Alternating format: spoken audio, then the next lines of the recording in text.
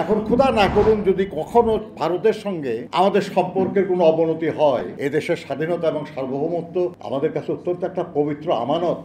বাংলাদেশের মানুষকে মূর্খ মনে করা হয়, বলে দেওয়া হলো আর কি যে ইউরোপে চলতেছে, এখানে চলতে অসুবিধা কি?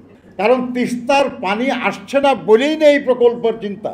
তার মানে আপনার প্রতি বছর যদি এত লক্ষ লক্ষ মানুষের অন্য দেশে যা চিকিৎসা করতে হয়, শুধু বেগম খালেদা জিয়ার চিকিৎসা এখানেই সম্ভব, আর কোথাও লাগবে না।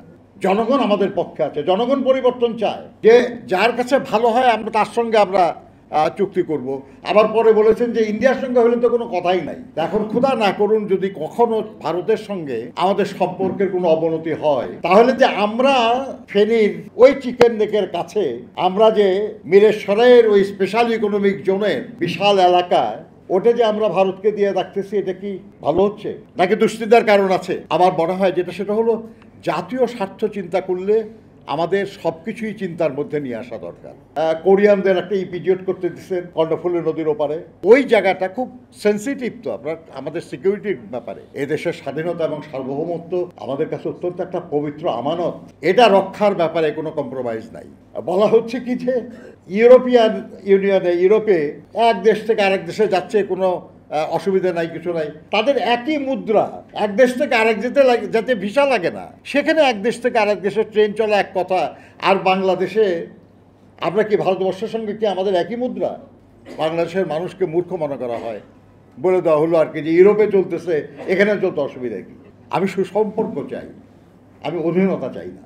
যে যখনই আমাদের সরকার রাজি হবে যে আমাদের তিস্তা প্রকল্প এটা বাস্তবায়নে আমরা সহযোগিতা নিচ্ছি বা ওটা আমরা করতেছি, বিশেষ করে ভারতের সঙ্গে যদি এটা হয়, তাহলে বুঝতে হবে যে সরকার তিস্তার পানি বন্টনের যে প্রসঙ্গ এটা থেকে সরে এসেছে।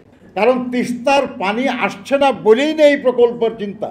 কালকে যদি আমরা তিস্তার পানি আমাদের ন্যায্য হিসাব আমরা পাই, তাহলে যে প্রকল্পের কথা আলোচনা হচ্ছে সেটা তো প্রয়োজন হয় না। আরে ভারতের একটা রাজ্য হলো পশ্চিমবাংলা, সেখানকার চিফ মিনিস্টার মমতা ব্যানার্জি মুখের উপর বলে, চিৎকার করে বলে, চিঠি দিয়া বলে যে আমার রাজ্যের লোকের পানি দরকার, কথা আপনি অন্য কোথাও পানি আমার সঙ্গে আলোচনা না করে দিতে পারবেন না। আমার দেশের প্রধানমন্ত্রী বা আমার দেশের মন্ত্রীরা, আমার দেশের সরকার কেন জোর গলায় শক্ত করে বলতে পারে না যে আন্তর্জাতিক নদী আইন অনুযায়ী বিভিন্ন দেশের মধ্যে দিয়ে যে নদী প্রবাহিত হয়, সেই নদীর প্রবাহ উজানে বন্ধ করার কোনো অধিকার কোনো দেশের নাই।